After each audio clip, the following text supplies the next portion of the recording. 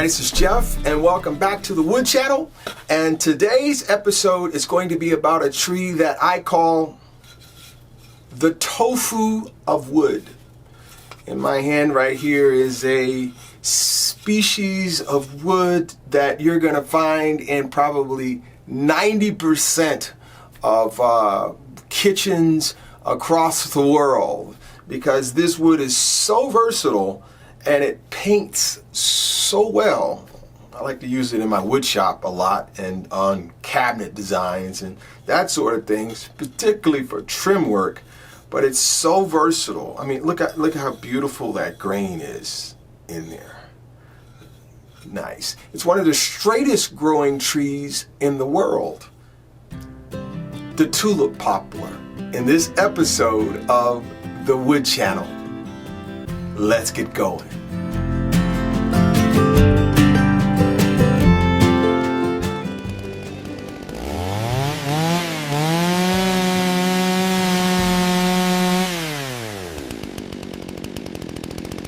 If you look closely at this slab of olive wood, you aren't looking at a uniform pattern. You're looking at a masterclass in survival. Today we're diving deep into the biology, the history, and the sheer resilience of the olive tree, Olea Europaea. And stick around, because by the end of the episode, we'll announcing our Liquid Gold Premium giveaway for our community members. Let's get started. To truly understand this wood, we have to look at its name and its lineage. The botanical name is Olea Europaea, meaning European oil. But the word olive itself traces its roots back through a beautiful linguistic journey. It comes from the Latin oliva, which was borrowed from the ancient Greek eulalia. Even further back, archaeological tablets written in Linear B reveal the word urawa. Every time we speak the word oil or olive, we are speaking the language of the Bronze Age.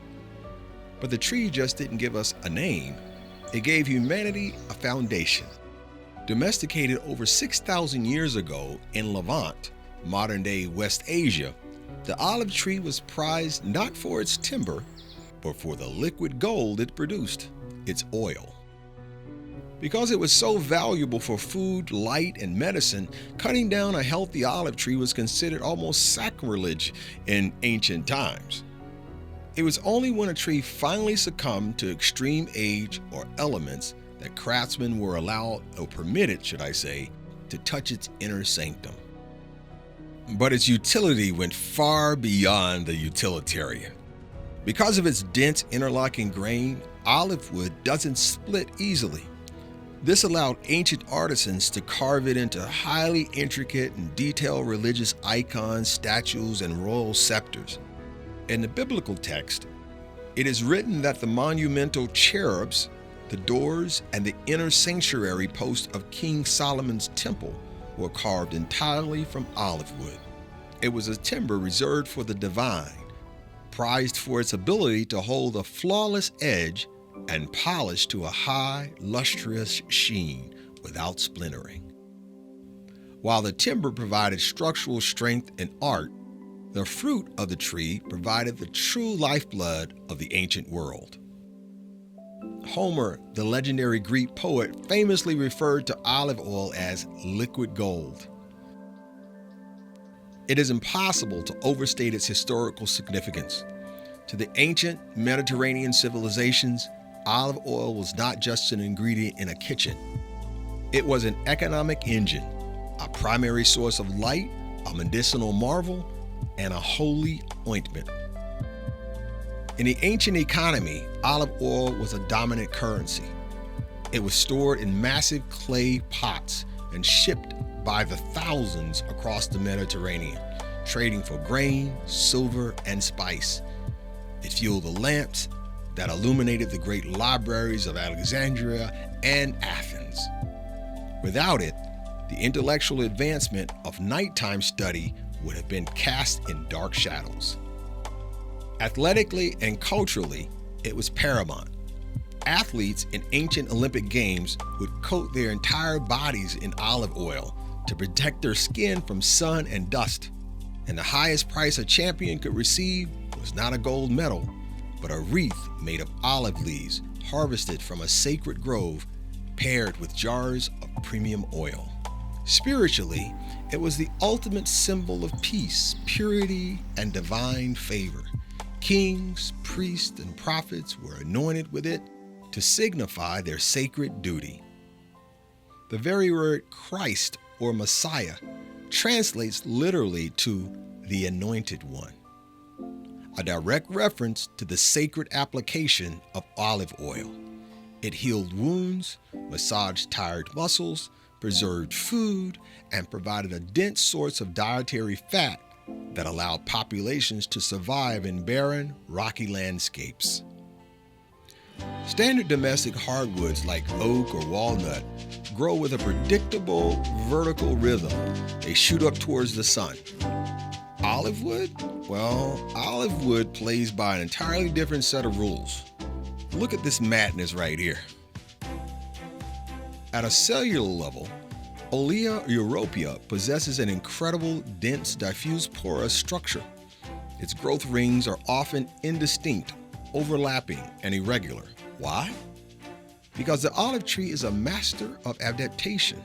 It grows in arid, brutal Mediterranean environments with hot, dry summers and short, erratic winters.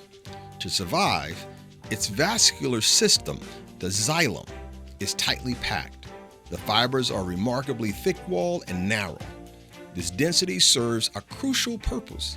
It prevents the column of water inside the tree from snapping under high drought tension, a phenomenon known as cavitation.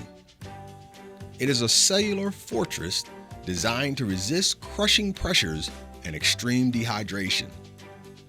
Because the tree grows incredibly slowly and often sends up multiple shoots or regenerates from its root crown after fires or freezes, the grain becomes completely interlocked. This interlocking grain creates the mesmerizing marble aesthetic we see on the surface.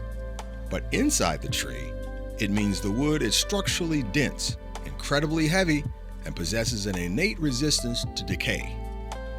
It is biologically mimicking stone. Understanding how a tree adapts to its environment is everything. For years, we've explored the species indigenous to our own backyards, the resilient oaks, the historic timbers of our national battlefields, the trees that shape our local communities, etc. But the science of forestry and ecology doesn't stop at our borders. The same curiosity that drives us to look under the microscope at a Mediterranean olive tree is pulling us toward new horizons. As we look to the future of the wood channel, our focus on sustainability and ecological preservation is expanding globally. From the dry, dense adaptations of the ancient olive to the rapid, complex canopy systems of Central American rainforests, the story of wood is the story of how our planet breathes, adapts, and survives. Whether it's restoring native habitats right here at home or documenting global conservation efforts in the tropics, the mission remains identical: giving a voice to the silent witnesses of our world, trees. Now, if you've joined me this far, I know you're enjoying this content, so I'm going to ask you a favor. Please hit that like and subscribe to the channel button right now. The trees are going to absolutely love you for it. I know, it takes 2 seconds to do it.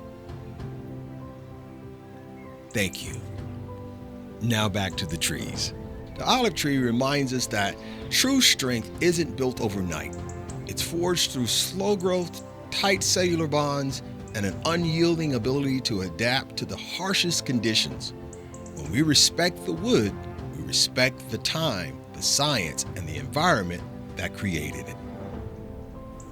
Hey guys, I hope you enjoyed that episode on the olive tree and that you got as much information out of that as you possibly could absorb. Did you enjoy it? I hope you enjoyed it. If you did, please like and subscribe to the channel. It really helps us to grow the community. I also invite you to check out more of our episodes. I mean, we've got a growing catalog of everything there is to know: etymology, science, all kinds of facts, great for classroom studies. Hey, and by the way, if you're looking for a speaker to come to your school or to an event to talk about things in the ecological space, or you're interested in forestry or anything like that that has to do with the environment, please reach out to me. I'm basically a retired teacher, software guy who decided that, hey, more of the world needed to know about trees for some strange reason. But I would love to come out. I invite you to interact with the community. Please comment on the videos and let me know what you think. If you have an idea for a suggestion for a show that you would like to see, or some research that you would like me to get into regarding any of our other segments, please let me know. I'm always open to you, and I look forward to hearing from you. And please come back and visit us again on the Wood Channel. We'll see you next time.